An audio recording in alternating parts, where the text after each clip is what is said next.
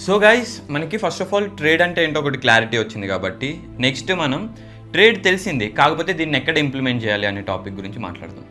దీన్ని ఇంప్లిమెంట్ చేయడానికి మనకి ప్రాపర్గా అంటే మన ఇండియాలో రైట్ను 3 డిఫరెంట్ మార్కెట్స్ అనేది అయితే ఉంది. అంటే మనకి ట్రేడ్ తెలిసింది కాకపోతే దాన్ని ఎక్కడ ఇంప్లిమెంట్ చేయాలి అనేది ఒకటి కావాలి కదా.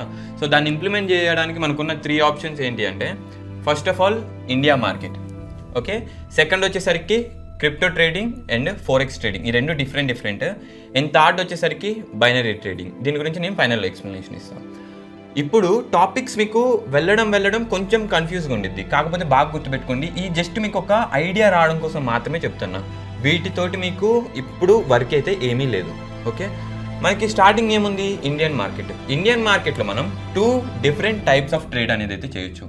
ఫస్ట్ వచ్చేసరికి నిఫ్టీ 50. ఈ నిఫ్టీ 50 అంటే ఏంటి అంటే, సింపుల్గా చెప్తున్నా, ఇండియాలో ఉన్న టాప్ 50 కంపెనీస్, ఓకేనా, ఆ కంపెనీస్లో స్టాక్స్ని ట్రేడ్ చేయడాన్ని మనం నిఫ్టీ 50 అంటాం. స్టాక్ అంటే ఏం లేదు, ఇప్పుడు నేను టాటా అనే ఒక కంపెనీలో, ఆ టాటా కంపెనీ మొత్తాన్ని నేను ఓన్ చేసుకోలేను, కాకపోతే ఆ టాటా కంపెనీలో ఒక చిన్న పార్ట్, ఓకేనా, ఆ 100లో ఒక 1 రూపీ అనుకుందాం, ఆ 1 రూపీని నేను స్టాక్ అని చెప్తాను, ఓకే. సో ఆ స్టాక్ని ట్రేడ్ చేయొచ్చు. అట్లా ఇండియాలో ఉన్న టాప్ 50 కంపెనీస్లో ట్రేడ్ చేయడాన్ని నిఫ్టీ 50. బ్యాంక్ నిఫ్టీ అంటే ఏంటి అంటే, ఇండియాలో ఉన్న టాప్ 50 బ్యాంక్స్ని ట్రేడ్ చేయడాన్ని బ్యాంక్ నిఫ్టీ అనేది అయితే అనొచ్చు.